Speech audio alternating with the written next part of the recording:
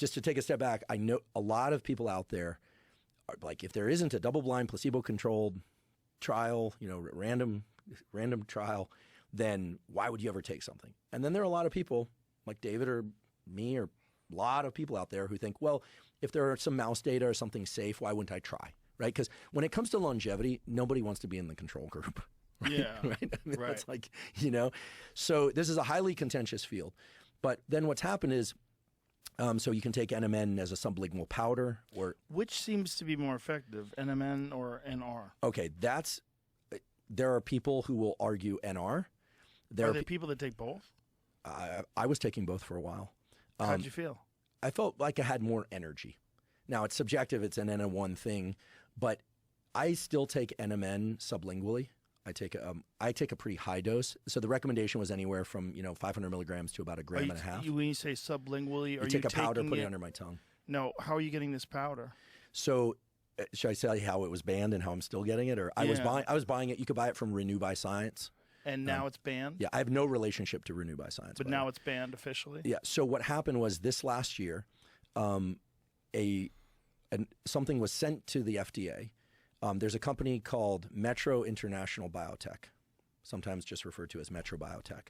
This is a company that has a trial. They're studying something similar to NMN. It's a slight variation on NMN, and it's an experimental drug. And the way the FDA works is if something is being explored as an experimental potential prescription drug or pharmaceutical compound, it cannot be sold as a supplement. So it's a question of what went in first. Now, this happened a few years ago for something called NAC, N-acetylcysteine. Yeah. And NAC is still available despite it initially getting banned. And I'll tell you how it was rescued from that. So it turns out that Metro International Biotech is a company that has a pretty impressive advisory board. Li Wei Sai from MIT, who I know, Alzheimer's researcher, some other folks. David Sinclair is part of the company. It's either his company or he's certainly on the head of the advisory board or on the advisory board. That's what the website says.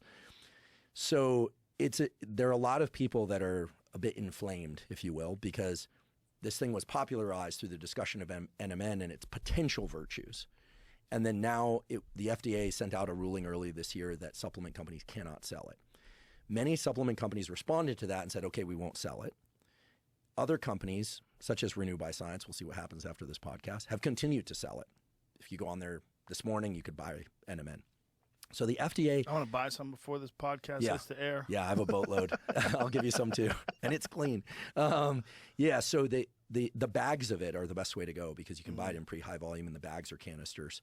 And I personally take, because I'll tell you the results that I experienced, which I really liked, I take about 2 grams per morning under my tongue. Definite increase in subjective feeling of increase in energy. And you believe that sublingual is the way to go as opposed to taking it in oral form in pills? Yeah. And that's because Atia, who, again, Peter, forgive me if I'm misspeaking here, but Atia was like, there's no way that's going to get into your cells, taking his capsules. And I said, what about sublingually? He's like, I just don't see how it could happen. And but it's been proven that it gets in through IV. Right. It gets in through IV. And there are also electrophoretic patches, some NAD patches. Oh. I managed to stock up on those. I can send you some of those. I have a huge cache of those. Patches? So this is a patch you put on and it's slow release of NAD. Yeah, it's got 2 electrodes and you just put it. Boy. Yeah, it's good stuff. That's some robot shit. So Lex Friedman, who takes no supplements.